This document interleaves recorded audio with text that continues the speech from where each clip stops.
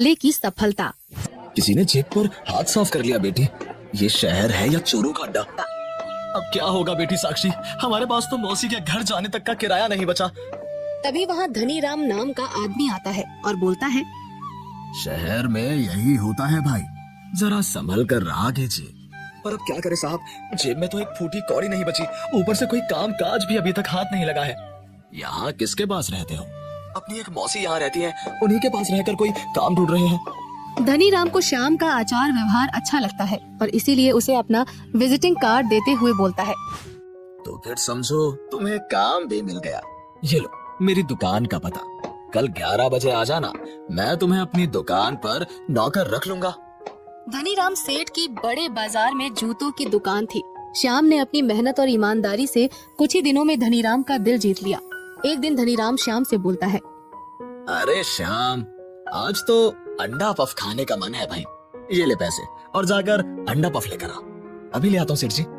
श्याम अंडा पफ ले आया और धनीराम ने अपने साथ साथ उसे भी अंडा पफ खाने को दिए। तो श्याम अंडा पफ चख कर बोला, इनसे ज्यादा लजीज अंडा पफ तो मैं भी बना सकता हूँ। अच्छा, बनाकर दिखाएगा? अरे ऐसा अंडा पफ बनाऊंगा सेठ कि तारीफ करते ना थकोगे।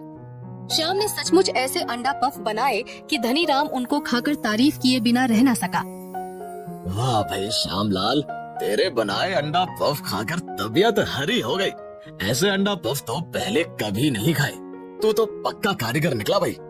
धनीराम को इतना खुश देखकर श्याम बोला, सेठ जी, अगर आप इजाजत दे तो मैं आपकी दुकान के सामने अंडा पफ की ठेली लगा लूं। मैं आपको थोड़ा बहुत किराया भी दे दिया करूंगा।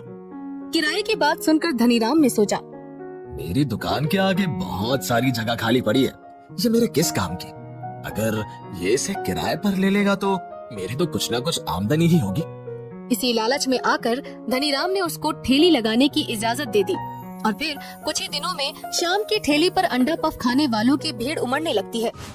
भाई, तुम ऐसे कौन से मसाले डालती हो जिनसे अंडा पफ इतने लजीज बन जाते हैं? घर पर स्पेशल मसाले बनाता हूँ बहन जी, तभी तो इतने स्वादिष्ट अंडा पफ बनते हैं। बहुत सारी जगहों पर अंडा पफ खाए, पर ऐसे अंडा पफ तो कहीं भी खाने को नहीं मिले। श्याम का काम बहुत अच्छे से चलता देखकर धनीराम के मन में लालच आ जाता है। इसका धंधा ऐसे चलता रहा तो ये मुझसे भी अमीर हो जाएगा। अब तो कुछ न कुछ करना पड़ेगा। कुछ दिन बाद श्याम को अचानक से बीमार सरिता से मिलने के लिए गांव जाना पड़ता है और कई दिनों के बाद जब वो गांव से वापस काम पर लौटता है तो देखता है कि वहाँ पर कोई और ही आदमी अंडा पफ की ठेली लगाए हुए था। अरे, तुमने यहाँ ठेली क्यों लगाई भाई? यहाँ तो मेरी ठेली लगती थी।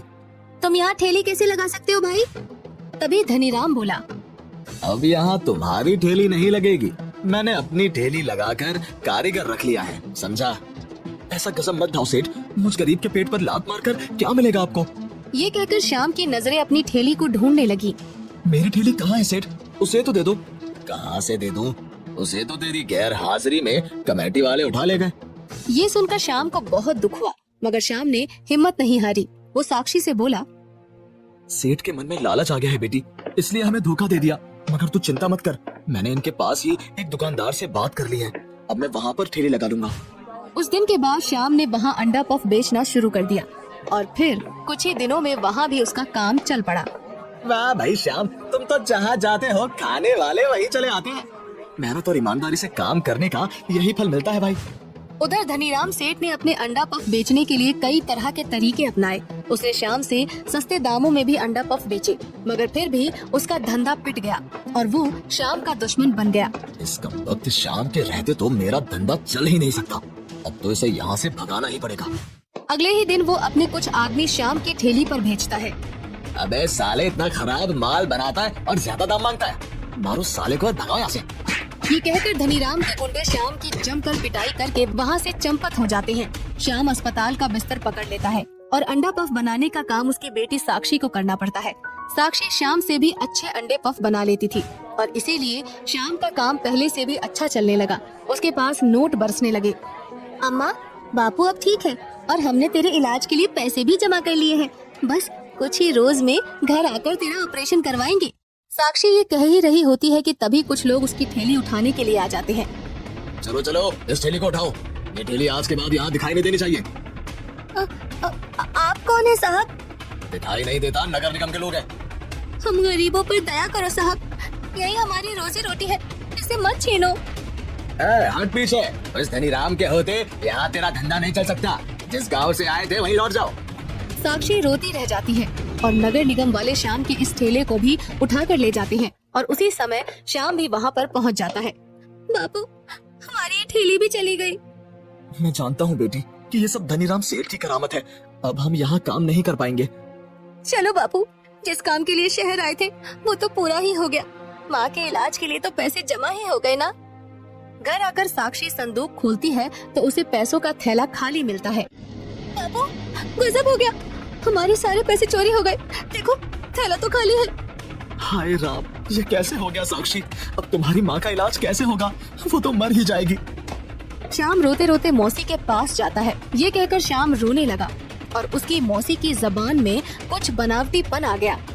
वो झूठा दिलासा देते हुए बोली, यहाँ शहर में तो कदम कदम पर चोर, ठग, जेब कतरे घूमते रहते हैं बेटा। किसी ने तेरे पैसे चुरा लिए तो भला इसमें मैं क्या कर सकती हूँ।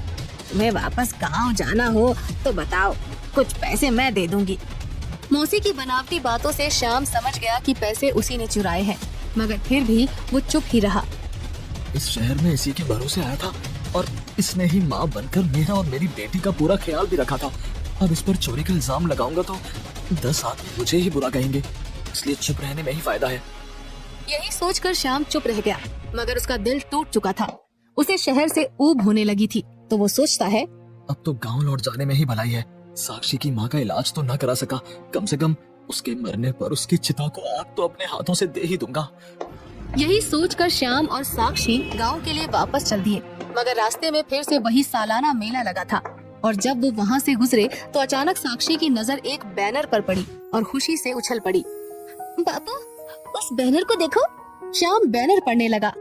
इस साल का सबसे बड़ा कुकिंग कंटेस्ट, प्रथम स्थान पाने वाले को 10 लाख का पुरस्कार। ये देखकर अचानक ही श्याम की निराशा आशा में बदल गई। साक्षी बेटी, तुझे इस कुकिंग कंटेस्ट में भाग जरूर लेना चाहिए। अगर तू ये इनाम पाने में सफल रही तो समझ ले, हम दम तोड़ते तेरी माँ और अपने सपने दोनों को जिंदा रख पाएंगे। बापू, घबराओ मत, मैं ये पुरस्कार जीत कर ही दिखाऊंगी। यही सोचकर श्याम वापस मुड़ गया और फिर साक्षी ने उस कुकिंग कॉन्टेस्ट में भाग लिया और वो 10 लाख का पुरस्कार जीतने में सफल हुई। इस तरह सविता का इलाज भी हो गया और श्याम का अंडा पफ का बिजनेस भी पहले से बढ़िया चलने लगा। उधर श्याम की बेईमान मौसी को लकवा मार गया और लालची व निर्दयी धनीराम का धंधा धीरे धीरे बंद होकर रह गया।